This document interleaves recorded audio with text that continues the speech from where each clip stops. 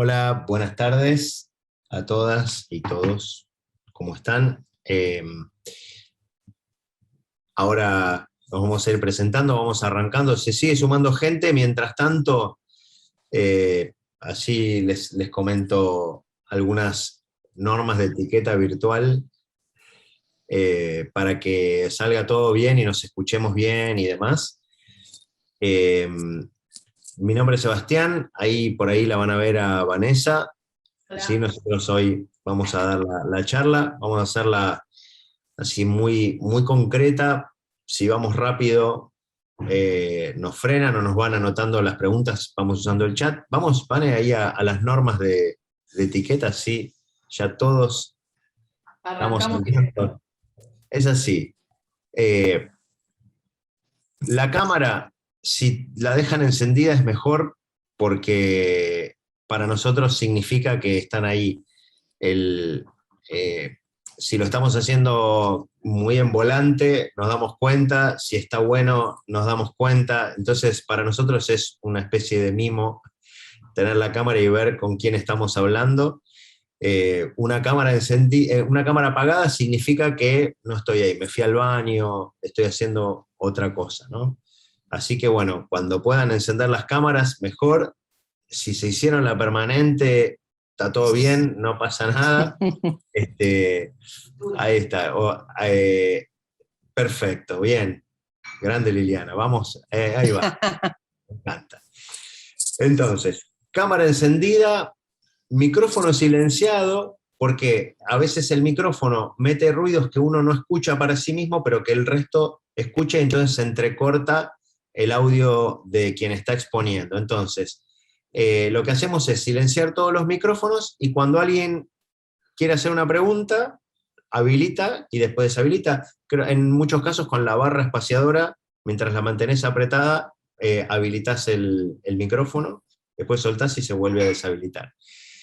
El uso del chat también para dejar preguntas ahí. Si uno tiene alguna pregunta que quiere dejar ya como para que después cuando lleguemos hacia el final vayamos repasando esas preguntas sobre lo que fuimos hablando, perfecto dejarlas en el chat.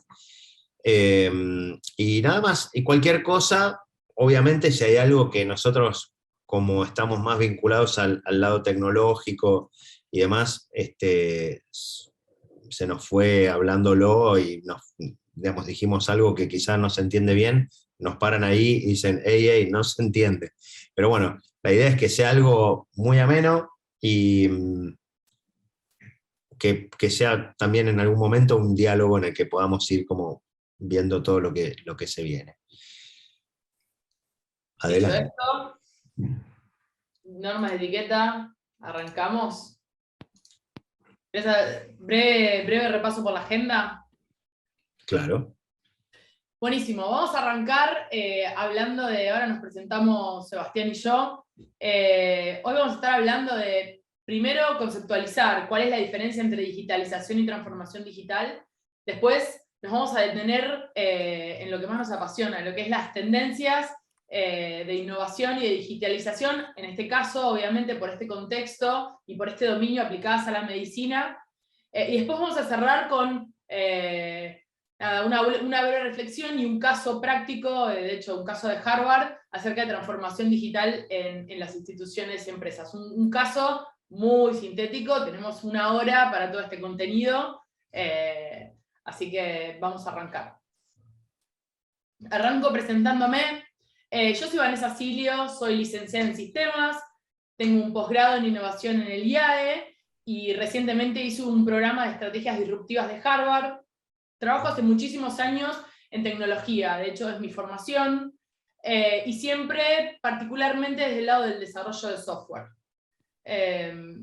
Y del desarrollo de software, particularmente desde la agilidad, que es una manera de desarrollar software. Fun fact, algo divertido que siempre me gusta poner en las presentaciones. Yo empecé estudiando medicina, de hecho dejé en fármaco y soy disléxica. Algo medio raro que me llevó a disfrutar mucho de la tecnología. ¿Seba? Bueno, yo soy Sebastián Edreira. de profesión soy periodista, pero siempre me fui yendo hacia el contenido adentro de la tecnología. Trabajé muchos años en empresas, en canales de televisión para América Latina, Discovery Networks, todos los canales de Discovery, Animal Planet, Home and Health, todos esos, haciendo el área digital y nuevos negocios, y después me fui a hacer la transformación digital a otro grupo de canales de tele, donde está History, que es la competencia, A&E, Lifetime, varios canales más, y entonces hice la transformación digital de esos canales para América Latina, toda la parte de redes sociales, sitios de internet, aplicaciones y demás. Y ahí estuve muchos años. Desde hace algunos años tengo una consultora con la que trabajo también como consultor de transformación digital para empresas y demás. Mi fun fact es lo único, digamos, yo soy el mejor del mundo organizando los freezers. Llego y veo un freezer desordenado y me tiembla un párpado, pero bueno, no sé, es algo que lo tendré que hablar en terapia. Vamos nomás al contenido puro y duro. Digitalización versus transformación digital. No es lo mismo, ¿sí?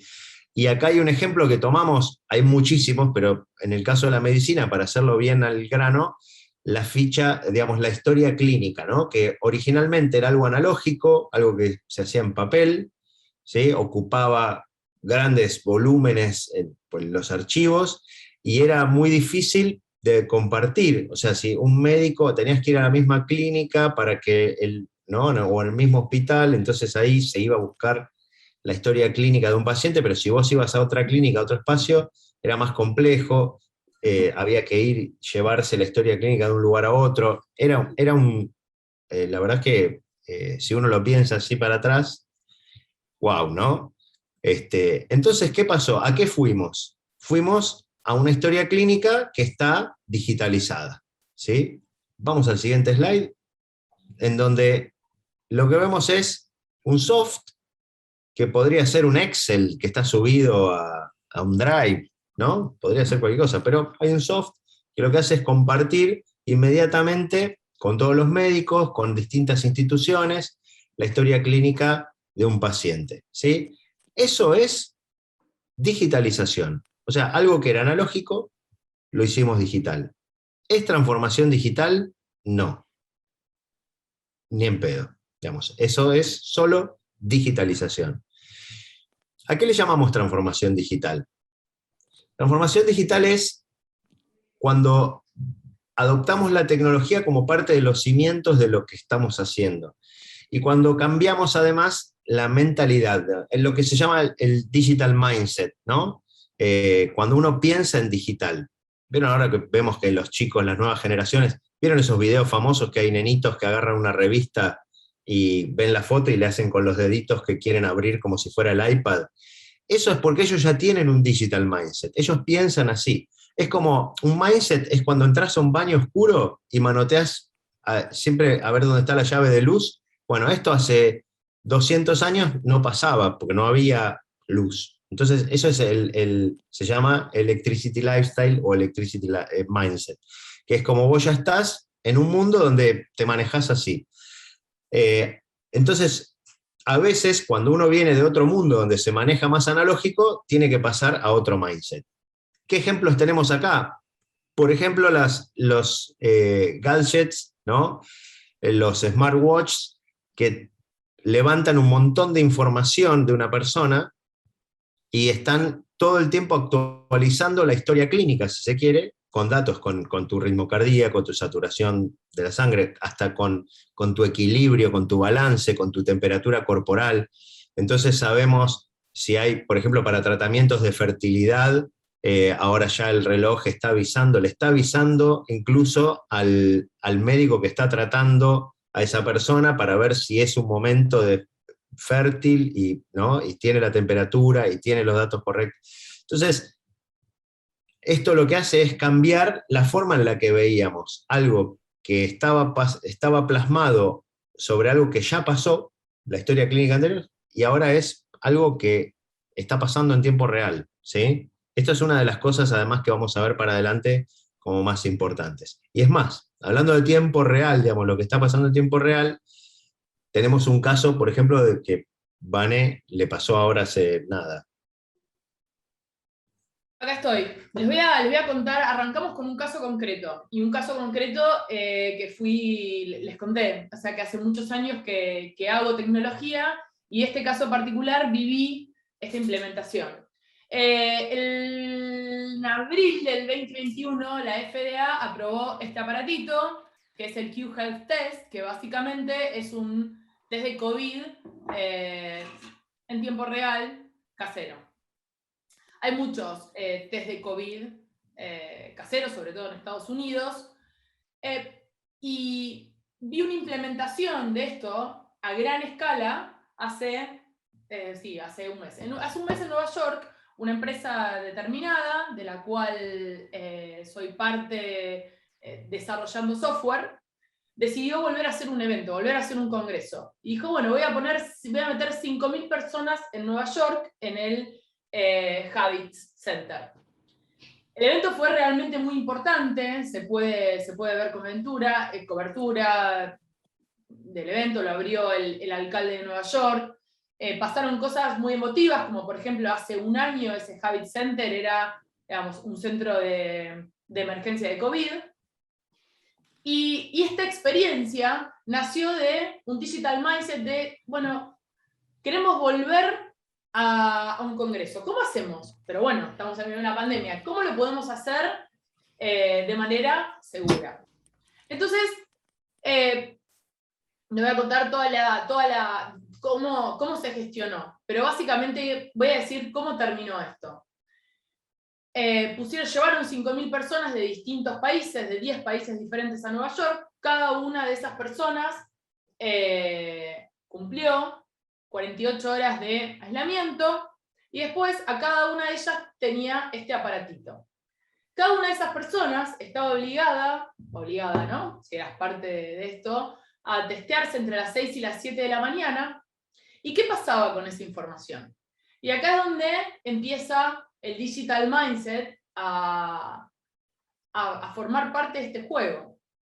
Si vos eras negativo, obviamente esa información, este aparato, ahora voy a mostrar un video de cómo funciona. Si vos eras negativo, recibías el pase a X cantidad a la hora, recibías un mail con el pase para entrar al evento. Cuando vos llegabas al evento, tenías en tu celular un código QR que lo apoyabas en un lugar y entrabas al evento.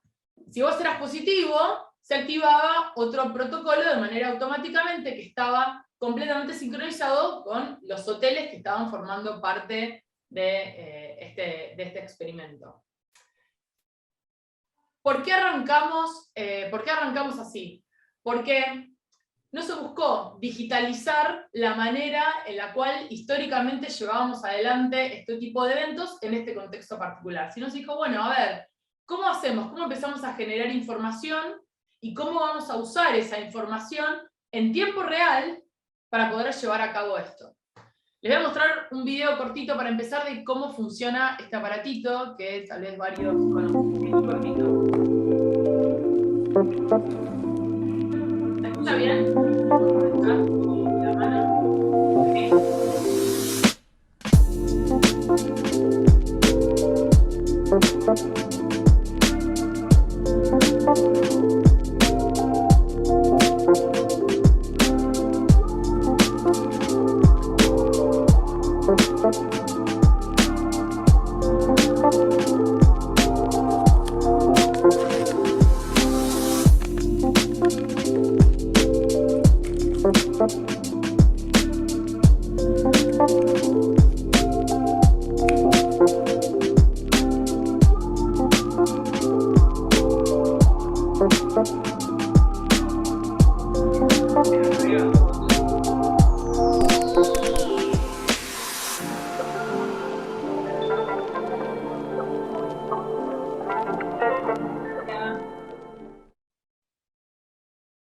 Bueno, si el test es negativo, llega a la base de datos. En base a esto, les quiero contar ¿se escucha? No, okay. Perfecto, se escucha, ¿vale? Ok, buenísimo, gracias.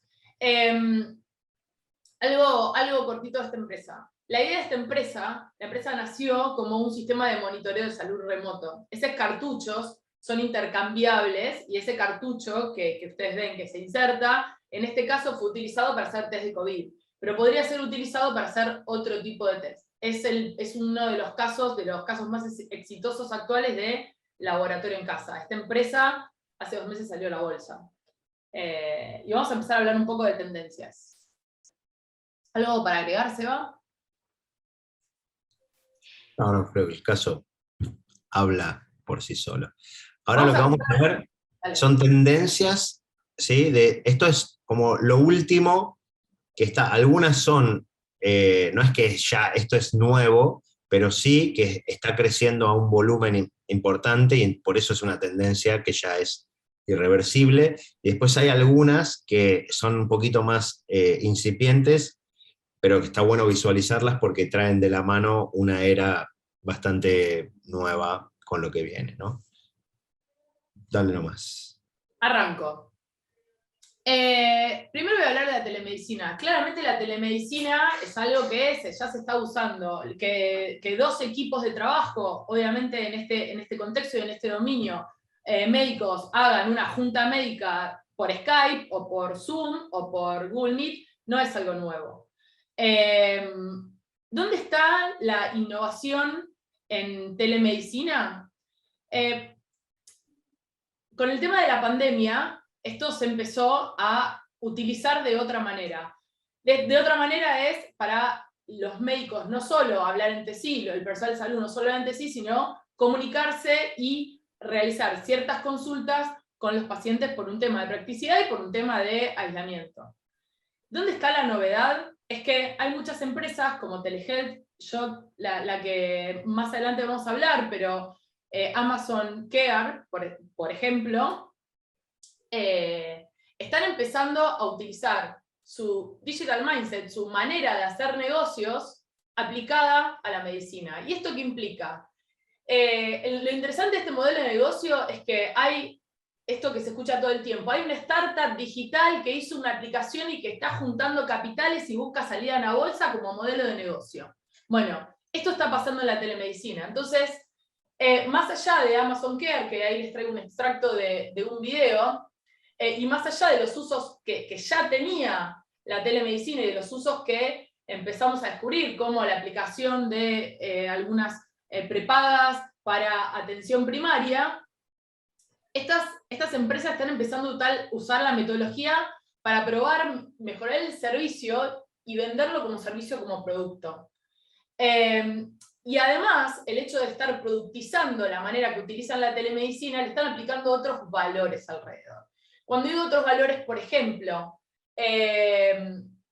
Noom, que es, Noom es una de estas plataformas que mencionamos acá, está muy verticalizada en lo que es la pérdida de peso. Maven Clinic, por ejemplo, está muy verticalizada en lo que es la telemedicina aplicada a mujeres. Con todo el concepto, más allá de la plataforma, con todo el concepto que hay alrededor de eso. Spora Health está verticalizada en el acceso a la medicina de personas de color. Entonces, hay incluso una militancia alrededor de ese servicio. Y bueno, Amazon Care, les voy a mostrar el video y de Amazon vamos a hablar más adelante. Vamos a We're rebuilding the whole delivery system around the human at the center.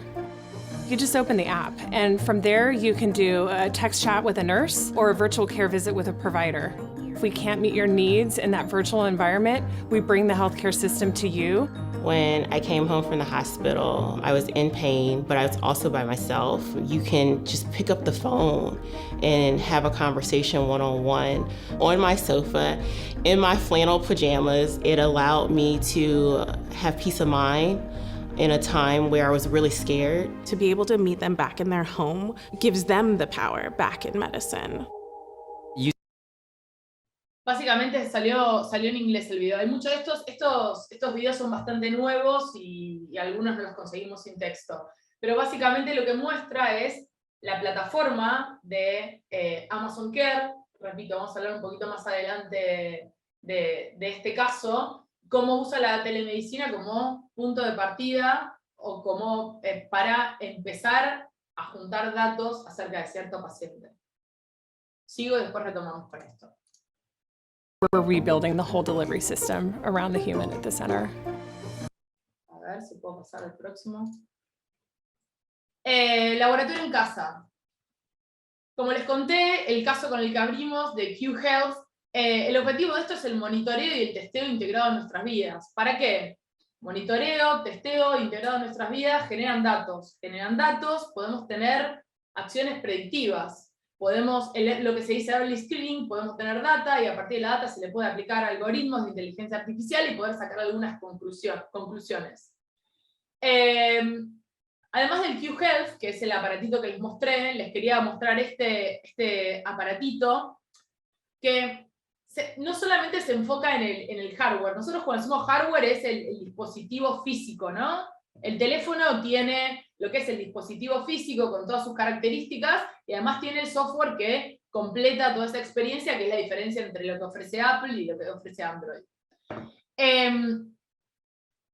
Este aparatito, que por ejemplo, además de Q Health, es OutSense, que es en tendencias es el segundo más disruptivo que se presenta, es un dispositivo que se incorpora al inodoro de una casa, puede ser de una casa o puede ser de un paciente en particular, y en base al análisis visual de las heces, colecta información para aplicar algoritmos y poder establecer diagnósticos predictivos o alertas tempranas. Ejemplo, deshidratación, ejemplo, diarrea, puede ser predictivo, puede ser, si pasa esto, avísame de tal cosa. Obviamente está el aparato y después está digamos, todo el software y toda la aplicación en la cual yo puedo ver cómo va evolucionando esa información que se colecta.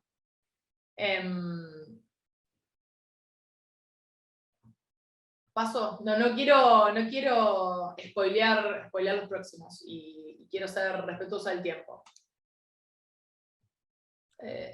Bueno. Ahí va. Uy, no, ahí está. Algo que está cambiando mucho el entorno, digamos, y el modelo de negocios, es que hay muchas empresas, muchas startups que aparecen con patentes disruptivas, innovadoras, que empiezan a hacer algo que se suponía que era muy caro y lo hacen muy económico. Por ejemplo, no sé si ya la conocen, Bionaut, que es hacen nanobots que llevan un medicamento muy específico. Ellos están especializados en lo neurológico, digamos. O sea, llegan hasta áreas del cerebro donde sería muy difícil operar o aplicar un medicamento específico, entonces llevan esa capsulita que se mueve sola, que va y que viaja, la llevan hasta un lugar específico y aplican. Esto se podía hacer antes, pero costaba fortunas, y parece que estos chicos lo hacen muy económico. Entonces, obviamente, levantan esa patente y ya empiezan a levantar un montón de inversión, se convierten en gigantes chiquititos.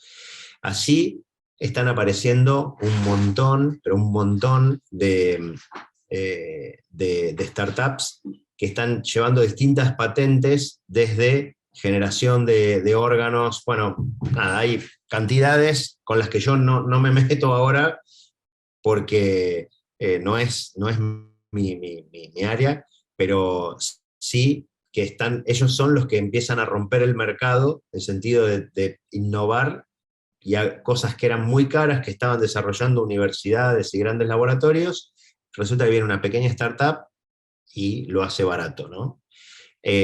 Por otro lado, otra disrupción muy grande que hay es que las grandes empresas, sobre todo las tecnológicas, están entrando al mundo del seguro médico en Estados Unidos. Bueno, acá serían de la obra social, pero entran conociendo más al público joven, al millennial, que es un poco más ahorrativo en muchas cosas, que hay cosas que antes yo les pongo, vengo de la tele por cable, les pongo este ejemplo.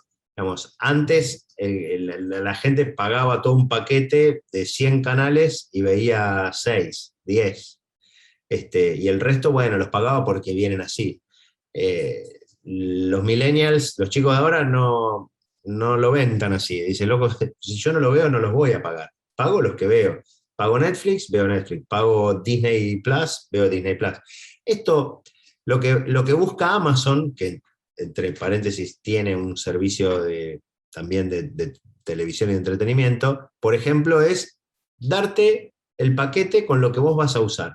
Entonces empiezan a armar paquetes muy específicos. O por ejemplo, esta compañía, una que se llama Forward, que tiene un seguro médico de telemedicina, en donde sí, después hay algunas visitas donde vos podés hacer visitas y demás, pero toda tu historia clínica inicial, todo es a distancia. Entonces, la cantidad, digamos, de lo que baja el precio es impresionante, digamos, y está rompiendo el mercado porque un montón de otras instituciones que tienen ya montado un modelo en el que está hecho así, esto, ¿no?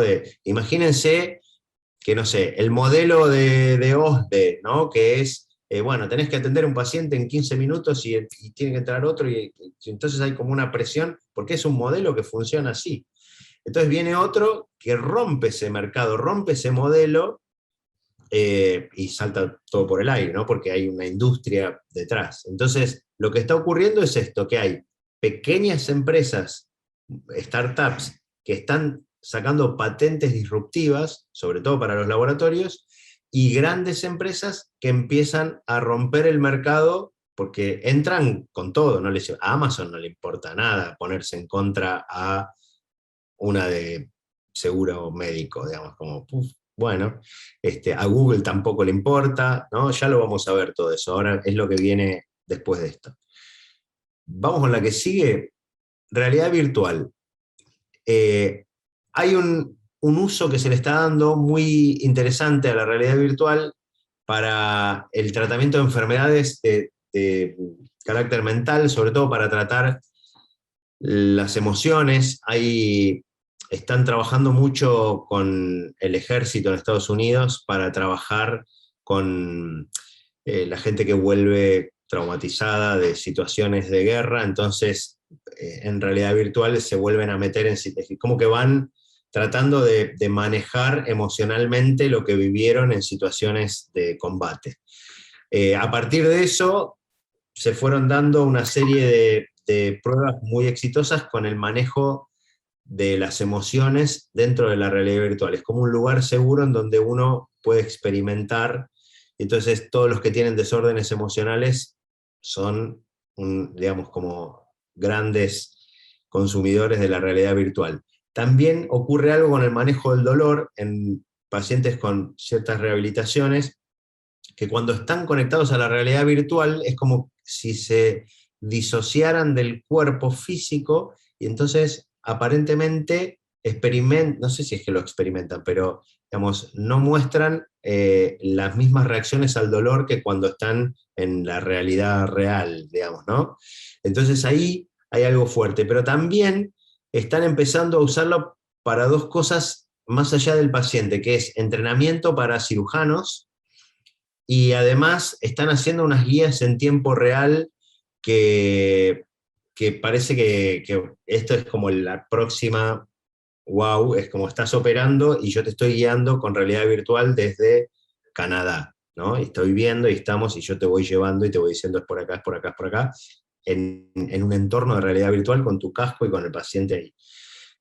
Vamos a ver este video, Vane, que en realidad estos son estudiantes y te muestran cómo de repente cómo trabajan la realidad virtual, pero con elementos reales que están como revestidos, ¿no?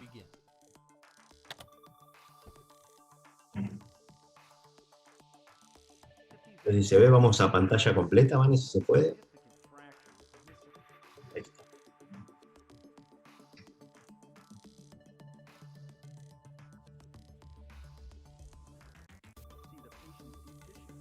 You will need to further dissect the deep tissue by using a scalpel with your incision, exposing the fibula. Because again, this is the application. Look at the side of the patient's neck to verify. Excellent. You can now see the bone and fracture clearly. Place the forceps back on the tray.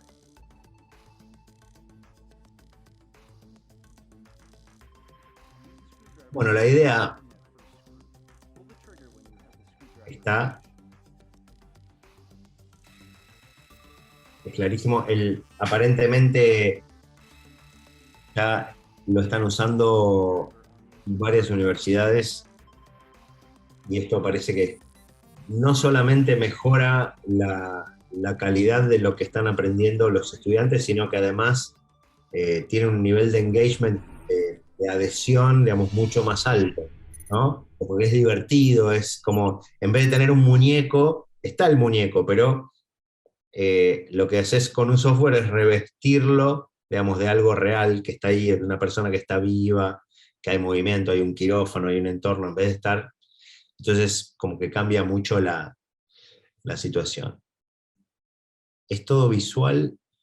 La parte táctil es hay un muñeco, digamos, no sé si lo llegaste a ver. Hay un muñeco, pero está como revestido con un software, digamos, ¿no? Cuando vos lo ves con los anteojos, en realidad estás viendo una persona. Pero cuando tocas, hay un muñeco ahí de látex que tiene la cavidad bucal, que trabajás, o tiene el tórax, y operás y demás. Vamos a una más.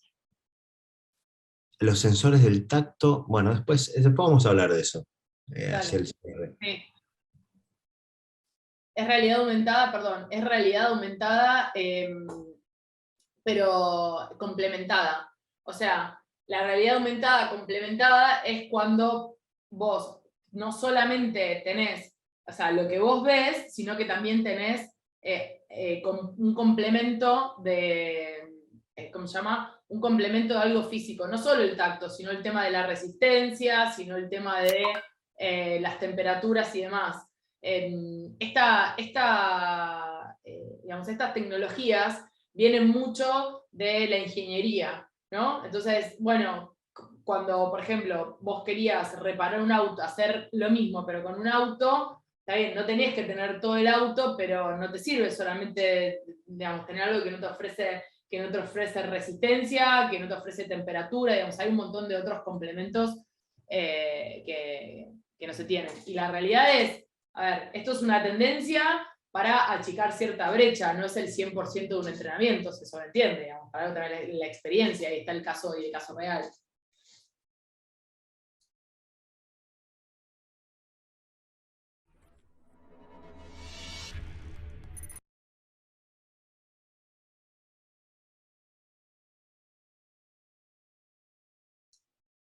Bueno.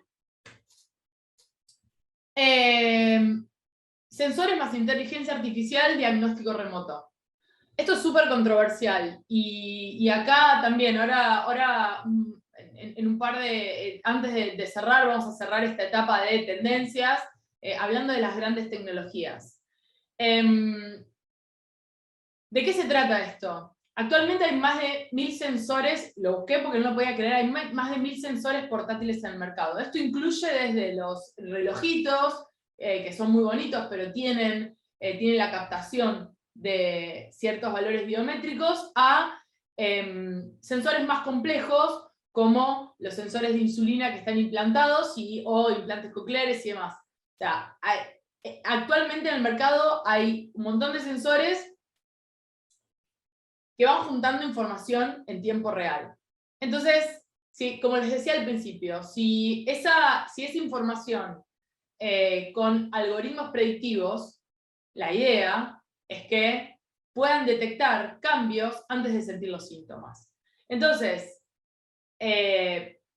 las empresas, sobre todo las grandes tecnológicas que tienen mucha experiencia en manejo de datos, están empezando a tomar información desde distintas áreas para poder empezar a alimentar estos algoritmos.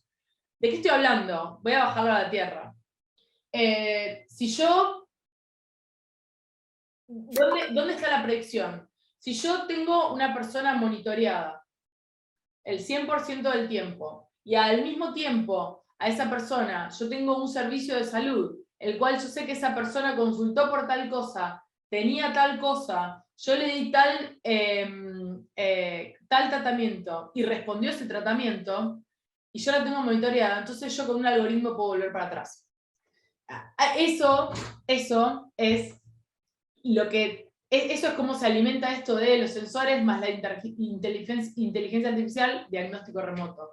A medida que yo voy juntando diagnósticos y yo tengo las otras dos partes de la ecuación, puedo hacer el camino inverso. Y la idea es, a medida que mejoren los algoritmos, se den precisiones o predicciones más precisas.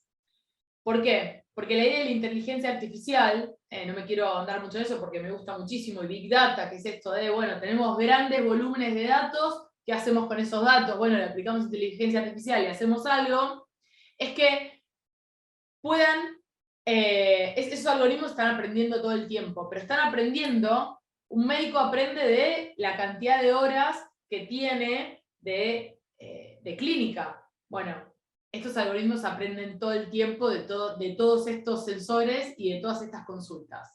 Tengo el ejemplo de enfermedades mentales. No sé si es una pregunta o es que lo podés probar, Karina. Bueno, ahora seguimos.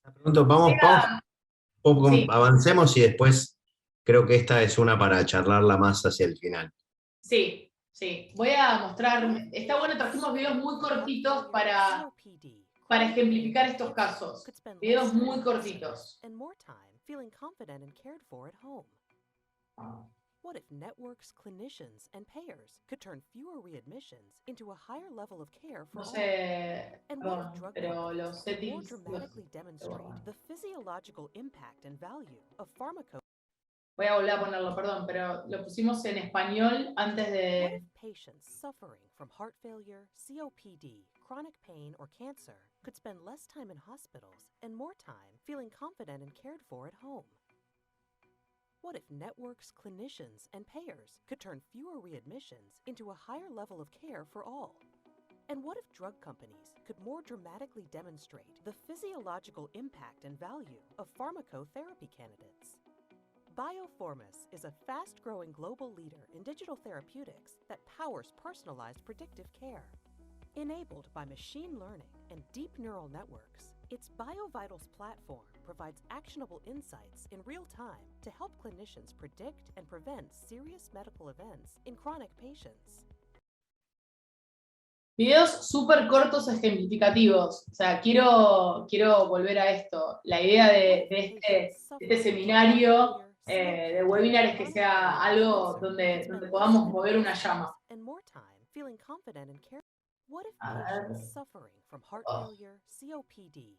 ver. ¿Se va? Bueno, y una que está de alguna manera relacionada a lo que les contaba antes de realidad virtual, es la gamificación de la medicina. No sé si están familiarizados con el término, que está ahora muy de moda en el marketing, está en la educación también. Sería como la ludificación, ¿no? Agregar elementos lúdicos a la medicina. Hay algunos tratamientos ya, sobre todo para chicos con autismo, que están, digamos, son tratamientos enteros desarrollados a partir de juegos, de videojuegos. Pero resulta que empezaron a usarlos también para trabajar con personas que están haciendo rehabilitación, ¿no? Este tema del dolor, cuando están jugando, resulta que genera un montón de adhesión que no existía de otra manera. Digamos, si tengo que ir y es un embole y tengo que estar ahí en un lugar, en un gimnasio y tengo que moverme y tal, cuando estás jugando cambia absolutamente. Aparentemente los resultados, la efectividad aumenta un 70%, que es un montón. Yo no sé si hay gente que tiene pacientes con rehabilitación, pero es es muy potente, ¿no? Vamos a ver un videito también explicativo. Vane, fíjate que el volumen está quedando un poquitito bajo, pero dejarlo en inglés que tampoco hace la diferencia. Bajé el volumen para que podamos hablar arriba porque no quedaron las traducciones. Ah, ok, bueno. No están traducidos.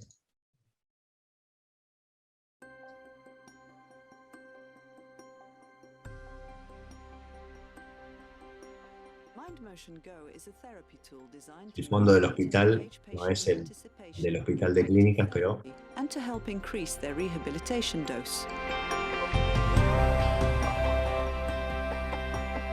Through gamified tasks in virtual environments, patients are motivated and perform several repetitions of movements.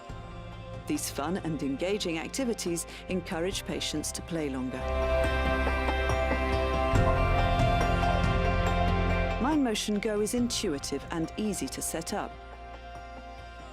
The system is ready to use in 5 minutes. MindMotion Go has a collection of engaging, gamified activities with 17 different therapeutic movements. Therapists can customize training sessions and calibrate each exercise based on the patient's needs. The level of difficulty can be adjusted to an individual patient's abilities and progressed as the patient improves.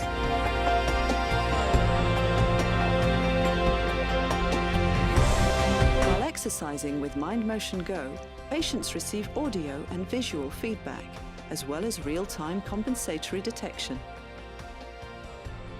This feedback encourages proper movement patterns and may lead to more independent practice. MindMotion Go allows training in standing and sitting. MindMotion Go simplified activity reports allow therapists and patients to track improvement in scores and progress goals together.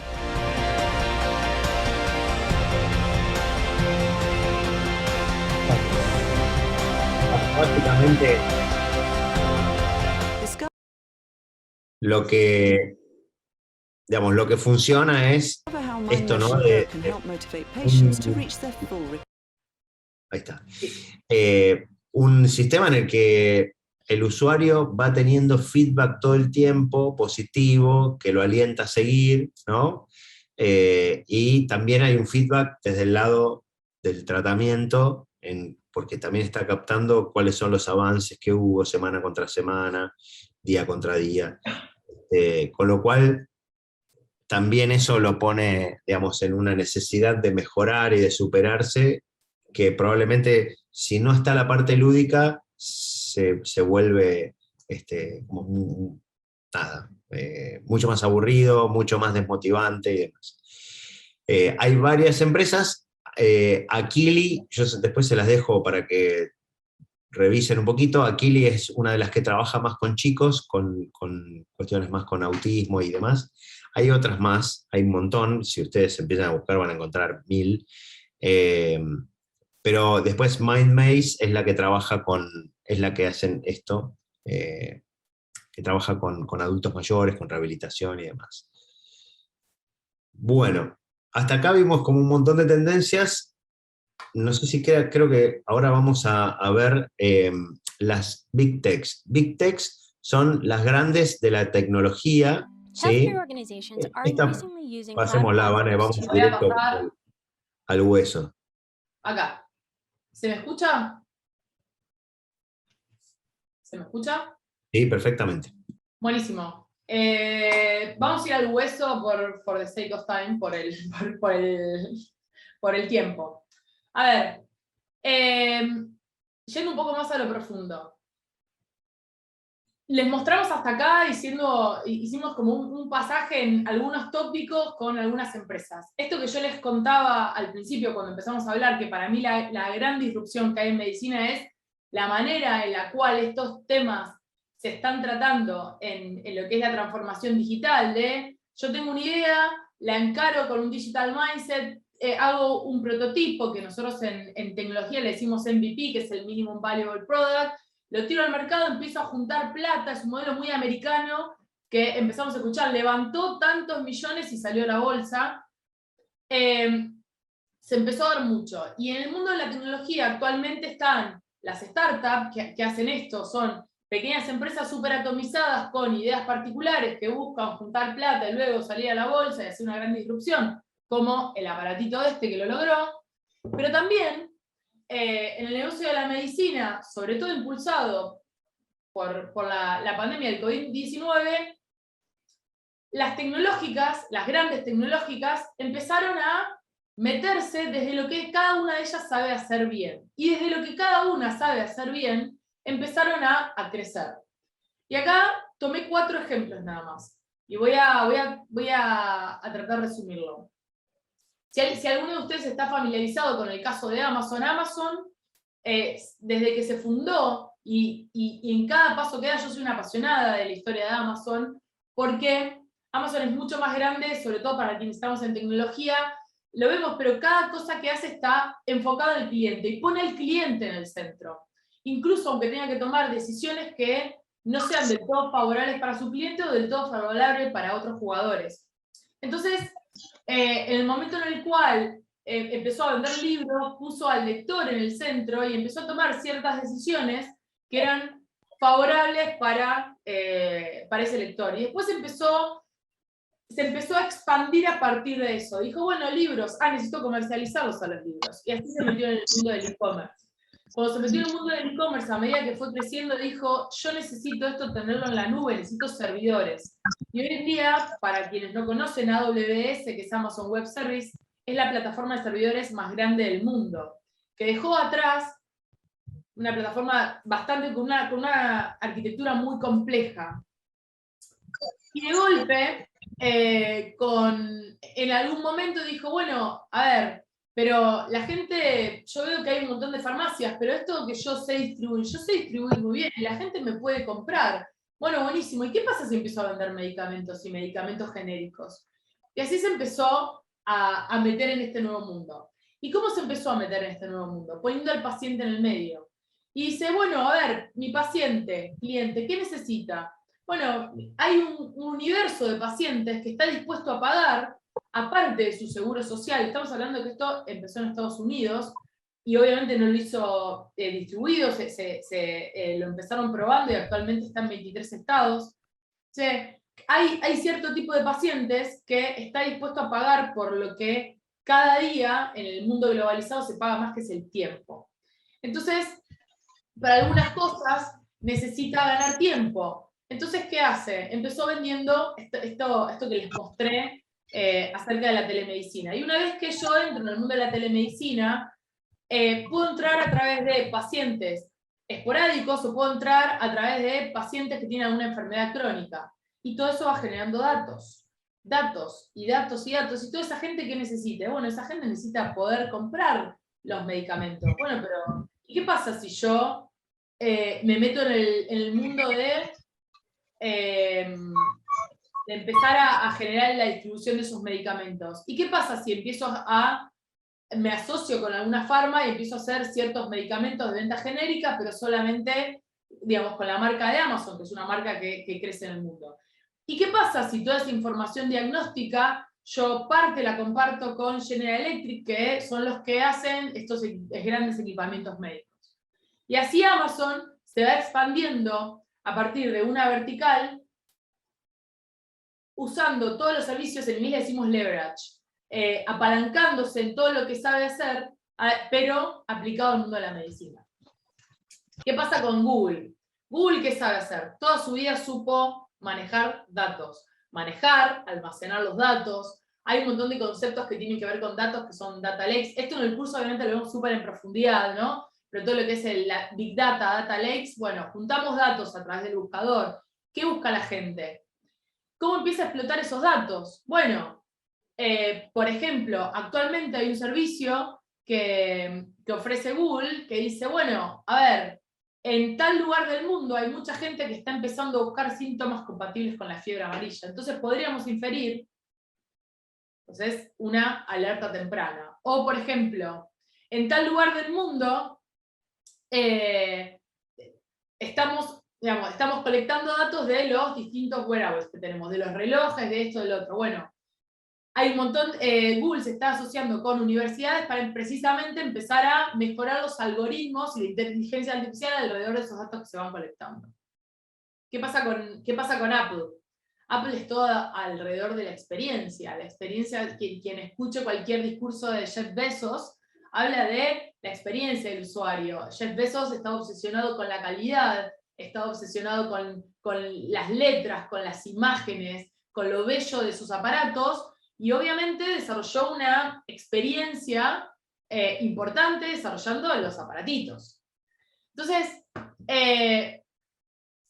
¿qué pasa con esa experiencia y qué pasa con esos aparatos? Ya se sabe que la próxima versión del Apple Watch viene con control de temperatura. O sea, es un sensor más que nos va a permitir alimentar más datos y demás y mejorar esta experiencia. Mejorar la experiencia, por ejemplo, de fertilidad, por ejemplo. O te está aumentando la temperatura, o en tal momento del día te sube la presión o pasa tal cosa. Facebook. Facebook, ¿de qué se trata? De comunidad, de conexiones. Lo mismo, recomendación de estudios preventivos. ¿Qué pasa si, bueno, hace un año que vos no te haces tal chequeo? Bueno, ¿qué pasa si Facebook en base a esa conexión te permite conectarte con el lugar o con el médico que te va a permitir hacer esos chequeos preventivos? Por ejemplo. Seba, ¿querés agregar algo más? Estoy yendo un poco rápido porque tenemos poco tiempo. Está, digamos, si ustedes lo ven, Facebook está por sacar ahora, teóricamente, anunciaron que para 2022 van a sacar también un smartwatch de ellos, porque obviamente necesitan colección de datos, ¿no? Si ustedes se fijan, está la empresa grande, las Big Techs, se enfocan, su estrategia está basada en lo que son fuertes y después tienen partners, ¿sí? Por eso pusimos varias, no son todas, tienen muchos partners más, o tienen a veces sus propias marcas, sus emprendimientos, pero después muchos partners con los que trabajan, ¿no? Incluso con hospitales y universidades. Esto nos lleva a algo que es muy interesante, ¿sí? Que es los datos, ¿sí? Acá hasta ahora todo lo que vimos es que los datos son el combustible de todo esto. Si ustedes lo piensan de una manera con lo que nos pasa día a día es que nosotros todo el tiempo estamos generando datos. Desde Google Maps, dónde estuvimos, a quién llamamos, los mensajes que mandamos. Todo el tiempo generamos la música que escuchamos. ¿Sí? Uy, pueden silenciar micrófonos que meten un poquito de ruido. No sé, ahí creo que Adriana tiene... ahí está. Bueno, y entonces acá tenemos algo que es una de las cosas que queremos dejarles como un fuerte, ¿sí? Para que se lo lleven con esto del digital mindset, digamos. ¿Qué pasa? ¿Cómo es pensar en digital? ¿Vane? Bueno, esto es una de las cosas, una de las imágenes que más uso. Para mí los datos son el nuevo petróleo. Para mí no, hay muchos que los dicen, pero en la disrupción, en las innovaciones, en las disrupciones, nosotros somos una entidad física y una entidad de datos. No me voy a meter en el metaverso, no se preocupen, no voy a empezar con ese delirio, pero somos una entidad física y somos una entidad de datos. Estamos todo el tiempo generando datos. Y todas estas innovaciones tienen que ver con qué hacemos con esos datos y cómo colectamos más datos y cómo, digamos, qué hacemos y cómo los explotamos a esos datos. Y van a ver que todas las tecnológicas, más todas estas nuevas startups, están precisamente trabajando constantemente en eso. Y nos quedamos sin tiempo, Dreira. Bueno, ahora ya cerramos con esto. Digamos, lo que ocurre es, entonces, miles de millones de personas generando datos, ¿no? Desde sus dispositivos que cada vez levantan más data física, más biodata. Data de universidades, laboratorios, clínicas, hospitales, que se va almacenando en servidores, en la nube, a la que hay acceso universal, digamos, no es que es todo abierto, hay todo un tema con la protección de datos también, que es todo un tema aparte que hoy no lo vamos a hablar. Entonces, hoy la inteligencia artificial, que a veces resuena tanto y resuena tanto, y decís, ¿y dónde está? ¿Qué es? Cuando le hablo a Siri, me aparece no, eso no. La inteligencia artificial se usa para analizar esos gigantes volúmenes de datos que antes eran imposibles, era casi hasta una molestia tener tanta información, ¿no? No servía para nada. Ahora, esto nos lleva a un análisis casi en tiempo real de miles y miles de millones de datos que están subiendo todo el tiempo, y eso escupe, digamos, por otra punta, que puede ser para el médico o para el mismo usuario, diagnósticos tempranos, ¿sí? Recomendaciones de tratamiento, intervenciones a tiempo que son más económicas y mucho menos riesgosas. Permite establecer una relación causa-efecto, ¿no? ¿Qué pasa? Mira, ok, tengo mucha data, ¿sí? Hasta incluso control epidémico, que es una de las cosas que más se está beneficiando, digamos, la medicina de esto. Vamos a la siguiente. Sí, nos quedamos, ya tenemos que cerrar. Vamos cerrando con esto porque esto ¿Con cuál querés cerrar? No, la transformación digital en las instituciones, que es un punto. Vamos, vuelva, no se vaya. Voy. Porque esto es algo que los atañe a todos, digamos. Está pasando que en las instituciones esto ya viene ocurriendo, digamos, la tendencia es que están cambiando, se están reconfigurando para que no les pase por encima el nuevo modelo. Esto es algo que ya está hoy, ya está ocurriendo, no es del futuro. Entonces, es interesante que ustedes lo puedan ver porque alguien, cuando esto llegue acá, que es en nada, en breve, si es que no hay ya instituciones que se lo están planteando, alguien lo va a tener que hacer, alguien va a tener que liderar esa transformación digital, y la idea es que quien esté preparado es el que se lleva el premio gordo, ¿no? Porque esto está ocurriendo. Mostrarles, Vane, un poquito el video de lo que pasa en el caso de Estados Unidos. Sí, a ver, les iba a contar esto, y con esto estamos pasados de tiempo, gracias por quedarse. Brevemente, este es un caso que desarrolló Harvard en el 2000, pre-pandemia, donde básicamente la antesala, esto como les contaba, hay un cierto público y un cierto tipo de gente de las grandes ciudades que está dispuesto a pagar el valor de un servicio por una atención médica inmediata para casos obviamente no graves. Entonces, ¿qué hicieron? Básicamente, Annie had an earache on a weekend. Of course. Llevaron los médicos a CVS Pharmacy, colectando datos. Got checked. Great job. Got a prescription. There you go. Thanks. And pain relief. Right here. All in one visit. Find a clinic near you. Or see us online. Esto lo hicieron pre-pandemia, colectando datos. Cerraron un círculo, aplicaron una mentalidad de negocio, dijeron, bueno, tenemos las cadenas de distribución, tenemos que, obviamente no lo hicieron con médicos, lo hicieron con paramédicos, para atención primaria, hicieron el seguimiento de esto, no solo la atención, sino el seguimiento, y colectan datos. Y en base a esos datos, siguen abriendo estos CVS Pharmacy, centrándose en el paciente como un cliente.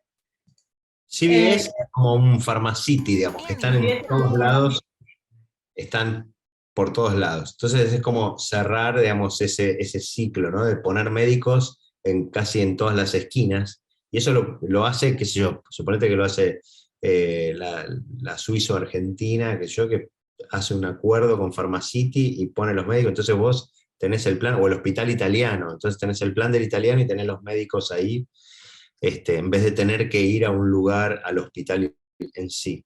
El tema del caso, porque esto es un caso práctico, porque obviamente está medido el impacto, ¿no? Nos quedamos sin tiempo, estamos 4 minutos pasados, pero esto tiene un impacto, y tiene un impacto que después, el impacto explotó con el tema de la pandemia, porque sirvió para descomprimir el sistema de salud.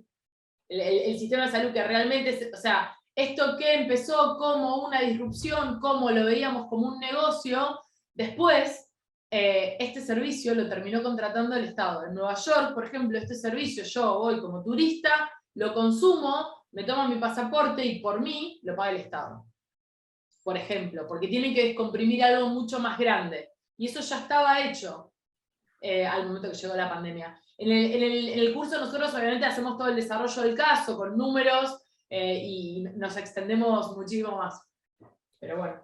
Bueno, nada, para cerrarlo, lo que les queremos dejar es que también, según nuestro amigo Charles, las especies que sobreviven no son las más fuertes ni las más inteligentes, sino las que mejor se adaptan.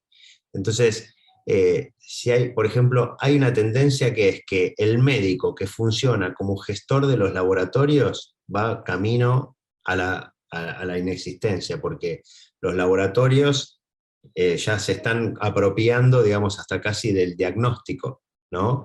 Y después encima se asocian con el otro laboratorio, con la otra punta, y te venden el medicamento y un Amazon te lo manda a tu casa y ya está.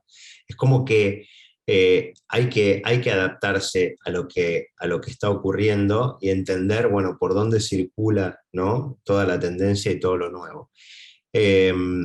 Nosotros vamos a dar, empieza ahora el 4 de abril, un curso con AMA de transformación digital en la salud, ¿no?, que es donde sí vamos a tocar en profundidad un montón de temas. Estas son solo tendencias, pero después vamos hasta entender cómo detectar una tendencia, cómo descubrirlas, cómo trazar lo que viene y lo que sigue. Bueno, nada, tanto más. Cómo entender los proyectos y los procesos, cómo se trabajan desde la tecnología. ¿Lo sponsorean los laboratorios? No lo sponsorea a nadie. No tenemos ningún capital que nos esté... es independiente. Dejamos el link. En serio es independiente. Es independiente, no hay ninguna mirada desde ningún lado, solamente de entender y de construir cuál es el saber que deberían tener para que, si llega el momento en el que una institución dice, quiero hacer la transformación digital, cualquiera de ustedes pueda decir, levantar la mano y decir, yo, ¿no? Y eso es algo que hay que tener ciertas herramientas para liderarlo, no es rocket science, pero bueno, ¿Cómo lo están viviendo, por ejemplo? Digo, a ver, hay personas en todo grupo, hay personas que tienen distintos roles. Bueno, hay personas que son agentes de cambio. Y esos agentes de cambio con herramientas que están probadas. Porque, a ver, yo esto lo vengo viendo hace un montón. Yo trabajé unos cuantos años de mi desarrollo profesional en Clarín, por ejemplo. Y yo vi cómo se fue desarmando. Obviamente la parte de tecnología de Clarín, la parte editorial no tengo nada para decir, digo, la parte de tecnología, cómo se fue desarmando esto de papel. Sebastián, ¿por qué hoy en día trabaja en esto? ¿Y por qué él vio cómo se está empezando a desarmar hace 15 años? Estás divino igual, Seba, pero está bien, estás grande. Hace 15 años cómo se está desarmando esto de la tele por cable, ¿no? Yo actualmente estoy viendo una disrupción en lo que es los bancos. Y estoy siendo parte de cómo se están desarmando los bancos, cómo el Bitcoin y las monedas virtuales están amenazando a las casas de dinero, a la casa de la moneda, por ejemplo. Y todas esas instituciones carecen de agentes de cambio y carecen de herramientas y demás. Y eso es lo que vemos en el curso. Bueno, síntesis. Está este curso, están invitados, gracias por atender a esta charla, por tener las cámaras encendidas, por quedarse hasta el final. Por quedarse hasta el final, un placer, y bueno, esperamos vernos en el curso y seguir ahondando en un montón de temas, porque esto da para horas y horas, hay mucho material y bueno, la idea es que lo podamos compartir. Gracias.